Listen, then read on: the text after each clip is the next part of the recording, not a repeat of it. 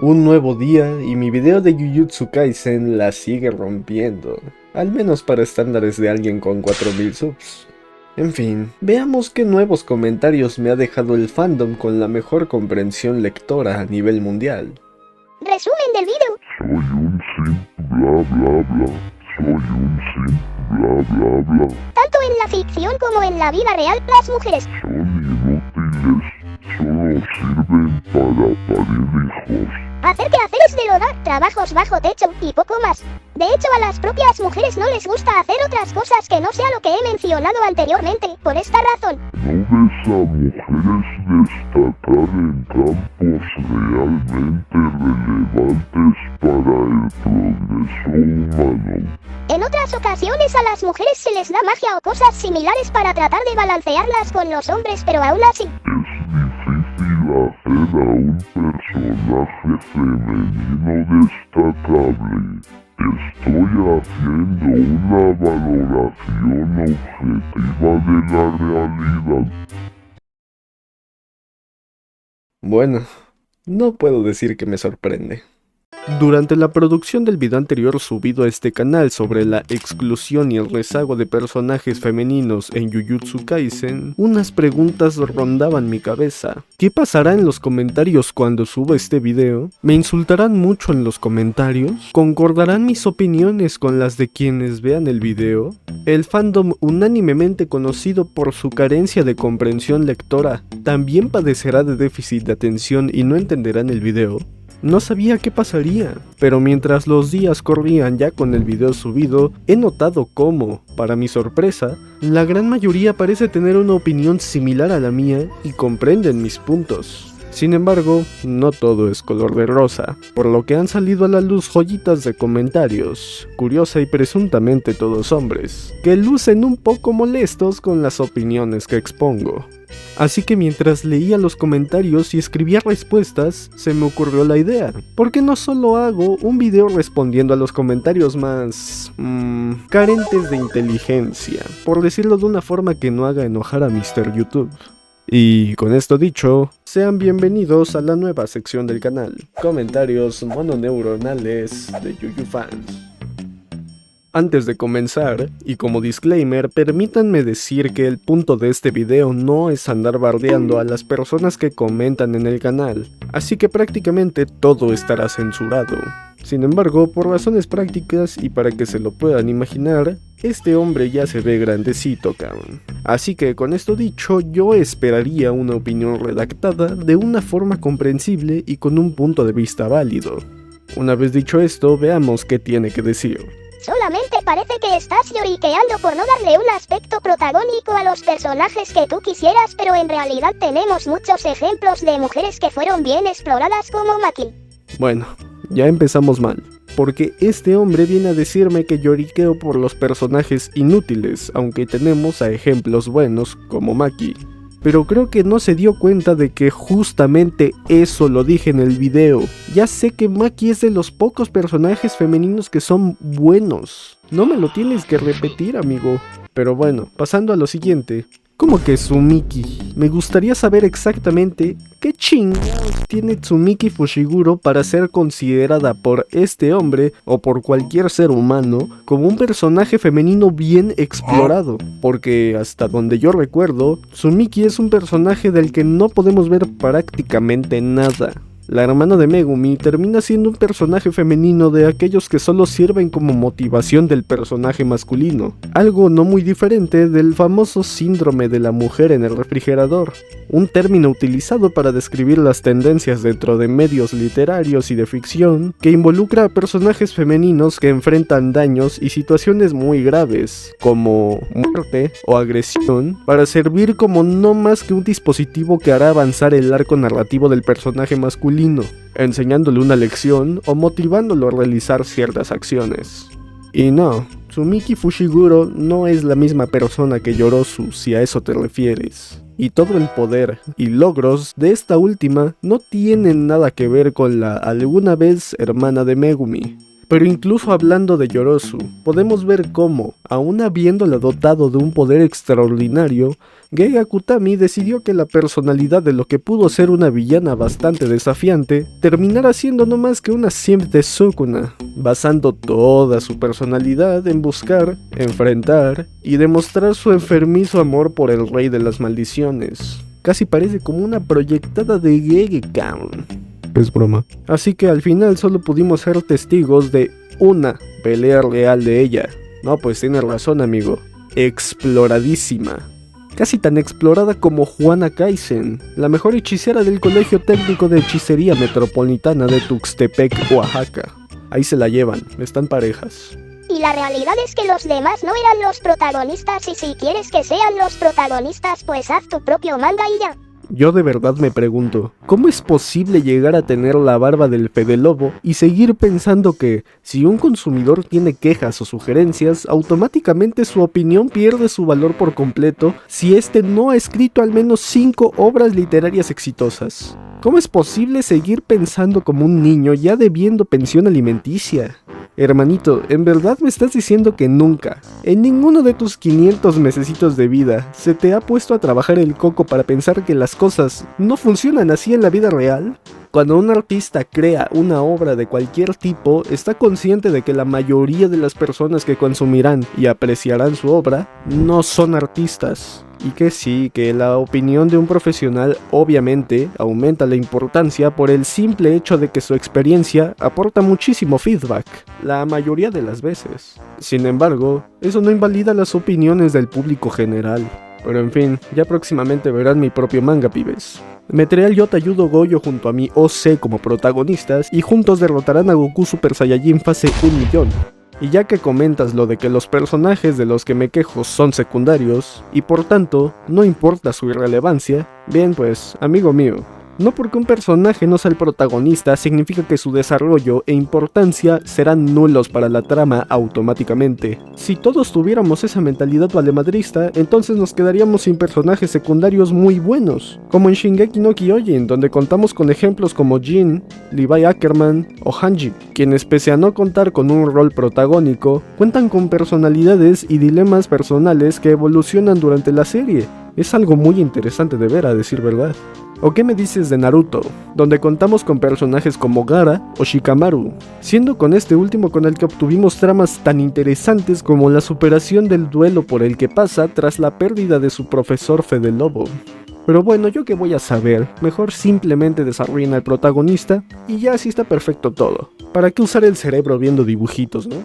Porque es como si también te pusieras en problemas porque la otra mitad de los juegos del sacrificio y la batalla contra Sukuna Panda no colaboró porque Inumaki no hizo nada más que tenerlo porque el maestro de Miba tampoco hizo la gran relevancia. Les juro que me está dando un derrame cerebral intentando leer esto por la falta de comas. Pero bueno, más o menos creo entender lo que dice, y aún así me sigue pareciendo medio tonto, porque estás dando por hecho que no sé que hay personajes masculinos desperdiciados. No entiendo en qué momento de mi video dije que solo, y únicamente, son los personajes femeninos los que sufren de ser irrelevantes. Claro que no, solamente digo que las mujeres son las principales afectadas, siendo que prácticamente solo Maki Zenin llega a ser algo trascendental, y no hablo solo de su poder, sino de sus aportaciones dentro de la trama, porque si a poder nos referimos, Yuki Tsukumo sería importantísima, pero al final ni tanto, tampoco nos engañemos.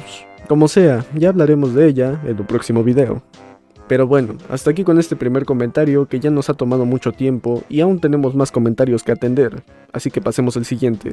Novara será clave para la batalla final y Miba, además de estar bien como está, también va a servir para salvar personas. Ay no, ya llegó uno de aquellos tipos que justifican el desperdicio de personajazo que fue dejar en coma a Novara solo porque, al final, y después de 142 capítulos en coma, regresa con la ayuda de un Deus Ex Machinazo para dar un ataque. Y ya, un solo ataque. ¿Se entiende lo estúpido que es esto?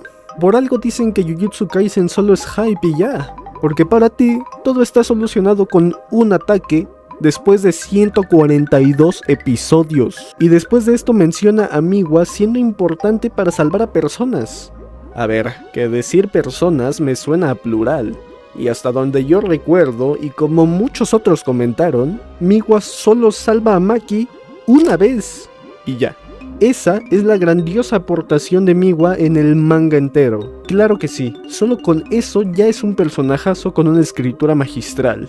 Amigo, apostaría a mi perro Archie a que de no ser porque Kusakabe acababa de ser pateado brutalmente por Satanás, él sería el que estaría en ese panel en lugar de Miwa. Pero claro, Gege se dio cuenta de que su personaje importante con dominio simple ya no estaba en pie. Y por descarte, pues metemos a Miwa y nos quedamos tan tranquilos. Pero bueno, esto último es solo una cosa tirada al aire porque ya me da igual. Y si a @usuario random de YouTube le parece que solo con que los personajes hagan una cosa ya son personajazos, pues a Mash GTZ le parece que Gege solo usó a Miwa porque Kusakabe no estaba disponible. A ver, Miwa ni tan inútil porque si no fuera por ella Maki se hubiera comido el fuga de su cuna, así que Yuka nunca hubiera nacido y Dabura no tuviera el desarrollo de personaje que está teniendo gracias a Mauraga. Otro.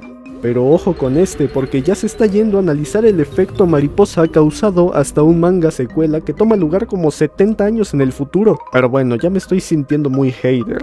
Así que para balancear las cosas, ahora defendamos a Jujutsu Kaisen un poquito. Y los fans de insuficiencia renal Kaisen te juraban y perjuraban que su elenco femenino era mejor que el de Naruto. En fin, elenco femenino de Fairy Tail Bleach mayor que elenco femenino de Naruto mayor que elenco femenino de Goryeo Kaisen. Bueno, ¿cómo explico a la gente que ha visto mi video que yo no odio a Jujutsu Kaisen, sino más bien me encantan las bases que plantea la temática, la ambientación, el soundtrack, el sistema de poder, los personajes, los diseños, el estilo de arte, y me encantan tanto que por eso mismo me frustra tanto que todos estos elementos se hayan desperdiciado en una obra con un ritmo tan apresurado y que no otorga tiempo a respirar para sacar todo el potencial que este manga y sus personajes tenían para ofrecernos. Pero bueno, con este video llegaron algunas personas a comentar cosas ya solo por hatear a Jujutsu Kaisen y Gege Akutami muy gratuitamente, siendo principalmente personas con un nivel de fanatismo gigantesco por otros mangas y animes como Naruto, siendo los fanáticos de este último quienes vinieron en masa a defender a Kishimoto, el mangaka creador de Naruto. Creo que les quedó el saco a los fans de Naruto y se vieron con la necesidad de justificar a Kishimoto que no tenía nada que ver. Solo son un par de ejemplos de su obra de fondo y ya con eso fue suficiente para crear este efecto colateral hacia Kishimoto. A ver, no me malentiendan, a mí me gusta mucho Naruto, pero el que vengas a comparar el desarrollo de personajes femeninos en una obra con 700 capítulos contra una que no llega ni a 300, pues ya empezamos mal. Y también si vienes a decirme que Naruto, una historia donde prácticamente todas las kunoichis terminaron sirviendo solo para ser esposas de los ninjas y amas de casa, es mejor que Jujutsu Kaisen en el aspecto del elenco femenino, pues no sé, no me convence mucho a decir verdad. Es solo como un caso de mi mangaka que desperdicia sus personajes femeninos, desperdicia menos personajes femeninos que tu mangaka que desperdicia personajes femeninos. No pues, wow. Soko y Utaime son el mejor cast femenino del anime y son literalmente support en lo poco que aparecieron. En lo poco que aparecieron. Es como decir, no, sí, claro, estos personajes son importantísimos porque, aunque casi nunca salen, en realidad ellos son los responsables de mantener el mundo de la hechicería en funcionamiento. Este revive a todos los que fallecen en batalla. Esta reconstruye las ciudades dañadas por maldiciones. Y este mantiene el universo en constante expansión, evitando que lleguemos a un Big Crunch y todos nos convirtamos en materia oscura para volver a explotar en un nuevo Big Bang. Y le gana a Goku. O sea, nunca se nos muestra, pero yo sé que lo hacen. Difiero totalmente, Nobara peleó y le dio pelea a Maito casi derrotándolo. No, sí, claro, a Majito casi le gana, ¿verdad? Estaban igualadísimos en fuerza, claramente. Pero contra el rubio random que ni sabe usar hechicería, pierde. Ah no, que ni siquiera fue contra él. Perdió contra su espada. Y bueno, a este yo ya le había respondido en un comentario, así que diré más o menos lo que ya le había dicho. Pero a ver amigo, ¿no crees tú que, precisamente como tú mencionas, Nobara peleó con una copia que, de haber tenido su técnica ritual, podría haber terminado con ella en un instante? Tanto así que apenas Nobara se encontró con el Majito Real, terminó muriendo instantáneamente. Y que no es exactamente por eso mismo que se supone que los personajes tienen que evolucionar, como Itadori, quien desde que comenzaron con un nivel similar, logró llegar a un nivel altísimo en comparación a Nobara.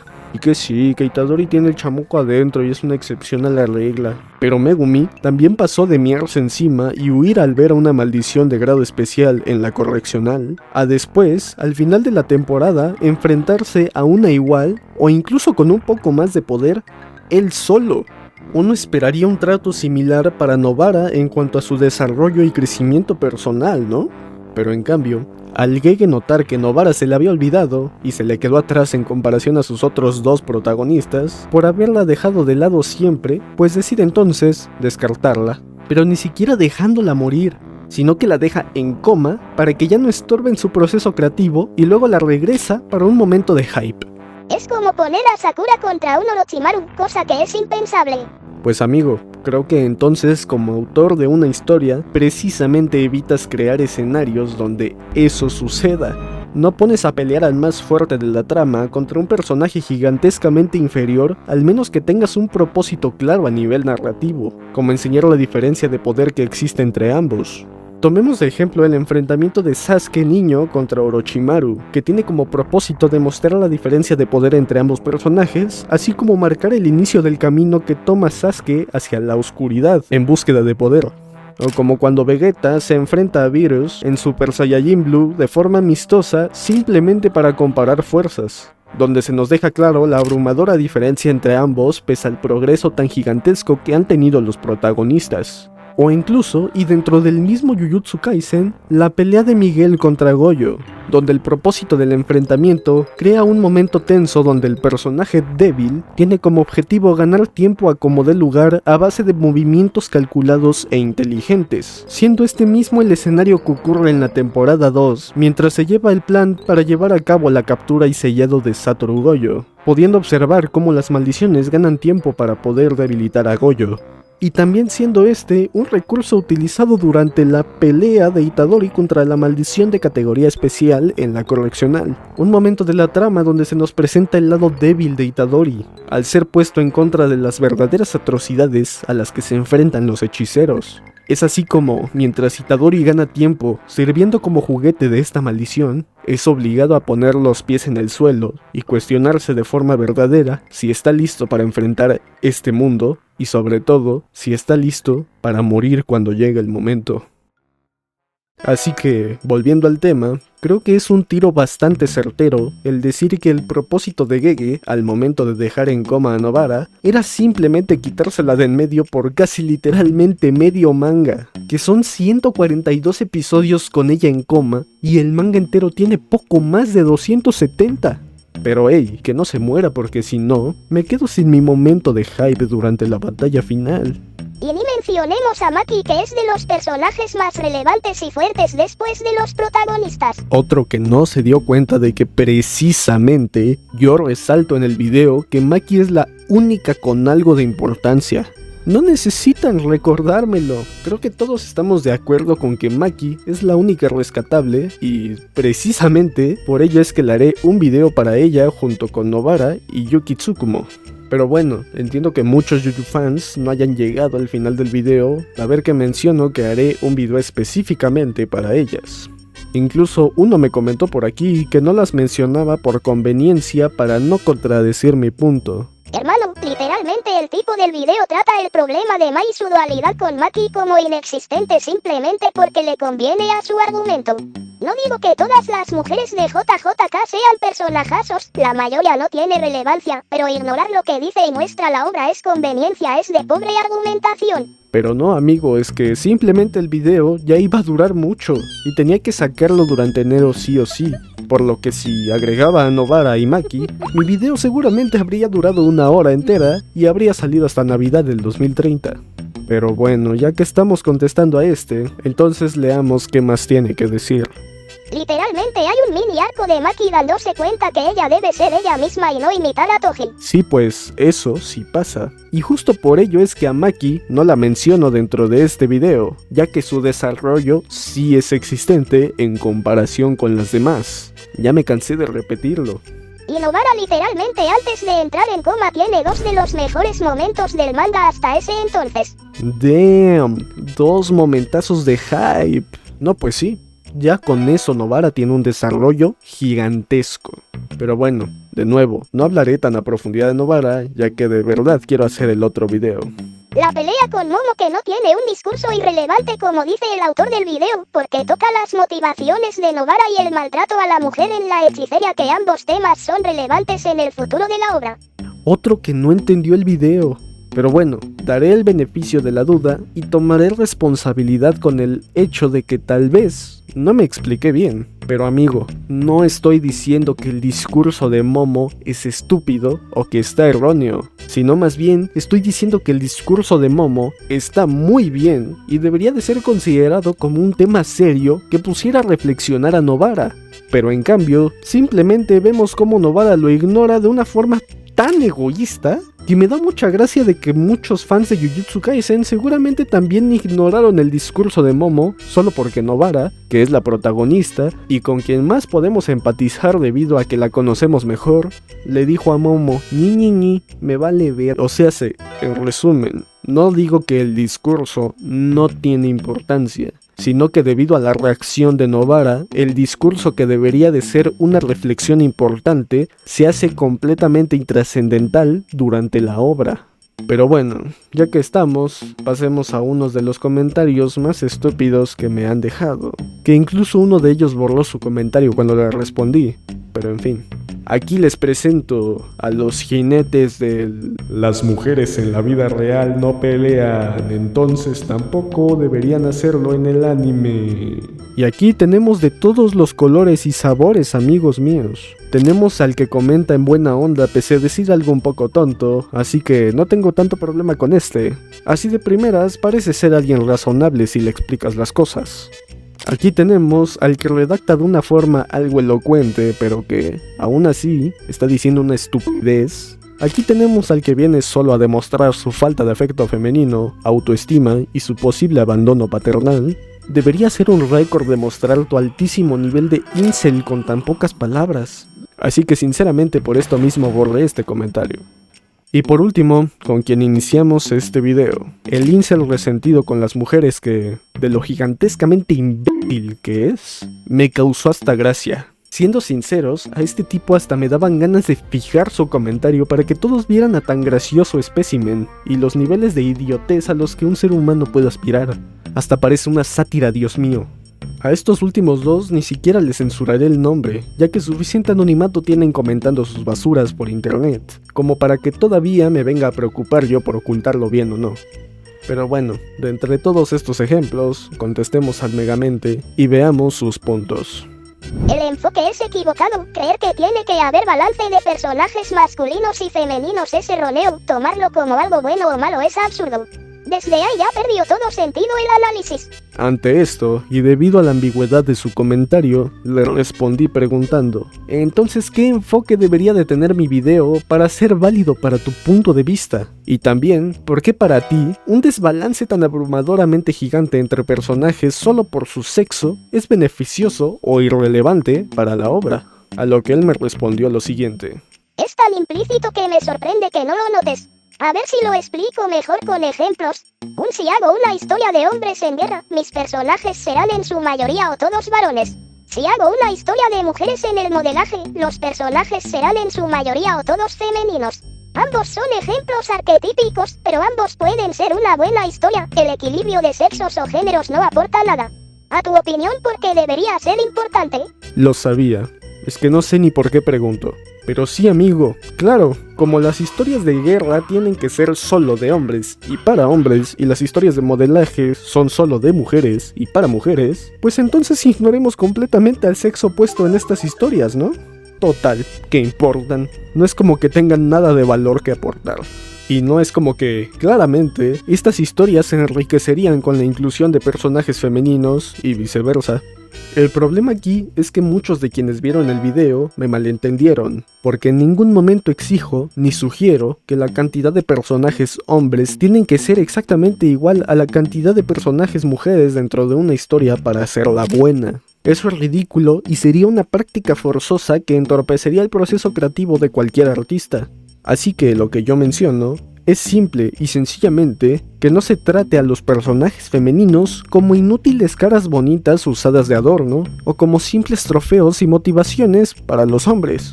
Y en todo caso, creo que los ejemplos de este tipo son bastante inútiles dentro del tema que estamos tratando aquí, ya que este hombre olvida que Jujutsu Kaisen es un manga sobre hechicería, un concepto ficticio que, por obvias razones, no tiene por qué estar sujeto a inútiles roles de género, ya que, al ser ficticio, no necesita estar sujeto a absurdeces como esas.